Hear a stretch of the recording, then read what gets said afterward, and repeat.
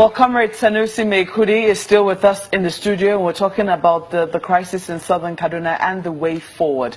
Well, just quickly before we went on that break, we said we're going to talk about 2011 and, you know, the connection between 2011 and what is happening now. We recall that we had spoken with the Governor Nasir El-Rufai about the crisis in southern Kaduna. He linked it to the post-election conflict of 2011, and he said that some outsiders were affected, and he tried to pay compensation to them, and that, you know, before he paid compensation, you know, they were part of the people who were causing mayhem in southern Kaduna. How, you know, do you have any links with people from outside the country? I don't have links with any people outside the country, but what the information available to me, as of 2011, I was strategically placed in the partisan politics of Nigeria and southern Kaduna. I was the coordinator neighbor to neighbor for northwestern Nigeria. So you're a member of PDP? Yes, as at then. And I was Director of Planning, Research and Intelligence for Leti Akwa election campaign in Zone 3. So I was working in the Prince Stella Odua's guest house at Asokoro. In other words, you wanted the Jonathan government to win? I was his member, working neighbor to neighbor. When government was not able to give my people security cover, when they allowed my mother's village to be cleansed, I lost 18 family members. Did he explain why your people lost members during the post-election? They were killed. They were killed by their neighbors. Was it because they were supporters of the Jonathan? No, it has not. It's based on their religion and ethnicity. The fault line in 2011 in southern Kaduna, when it happened in Kaduna, PDP stalwarts were being attacked. The Vice President House, the former executive secretary of PTDF, major PDP, including my senior brother Umar Ahmed Ghana, who was living close to Badarawa. The major targets were us, PDP stalwarts. So this is not about... People were protesting, that, alleging that we have rigged election. They are alleging that there was rigging. So they started attacking people. But in southern Kaduna, it took an ethno-religious dimension where the Christians killed the Muslims, destroyed their settlements, and forcibly displaced them. And despite the federal investigation panel, the state government commission of inquiry, the white papers, and not a single person was punished for killing 1,000 people. Okay, now just but quickly, there's just one point. Yes. As at that time, when over 1,000 people were killed, Sokapu did not raise a finger because they are Muslims. So Muslim life does not matter to Sokapu. KAG itself, including its secretary, Musa Asake, in whose village, Ongorimi Baju, all the Muslims were killed. The only few survivors are now IDPs up close to Tapa in Sabon here.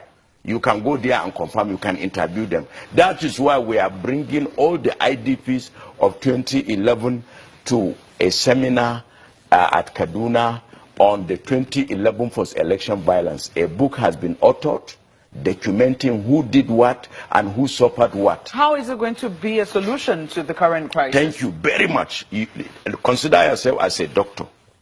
I'm a patient and I am sick and I have problem with my teeth, and I come to you and I say it is my ear.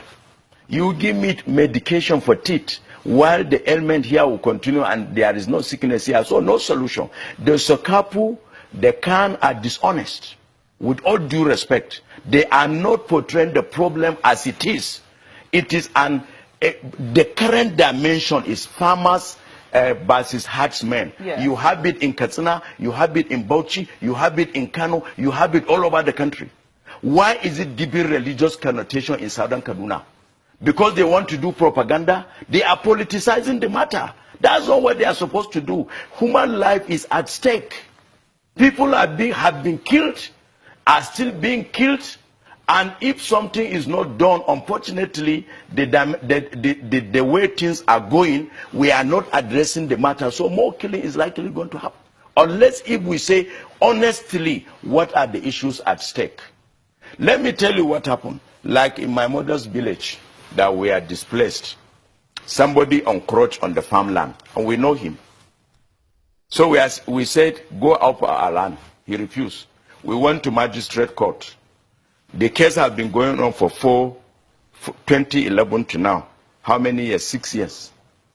We went to ECOWAS court about those who killed us because the killing took place during the day. You went to ECOWAS court when? We went to ECOWAS court immediately after 2011 because nobody will lose 1,000 people without seeking for justice. Right now we have a case against federal government and against Kaduna state government that has been lingering since 2011. And some of the SUKAPU members are part of the culprits that have masterminded, executed the killing, the displacement of our people in southern Kaduna. So instead of us to take the law into our hands, we have been advised by our elders, seek legal redress. But Nigeria should be important.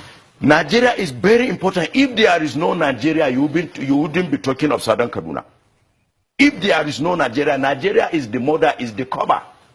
Is the one that is supposed to provide law and order. Is supposed to provide justice. And our people have been killed. I saw somebody from Zankwa, the former Attorney General of Kaduna State, in whose village 268 people have been conquered and slaughtered in broad daylight. And their chief was in town. He did not intervene. And he was saying they are seeking for justice because 2 or 3 people have been killed. When they killed 268 people, what happened? The same secretary of Khan, Reverend Musa Asake, the secretary of ECWA, in his own village, Ongorimi Baju, all the Muslims there have been killed.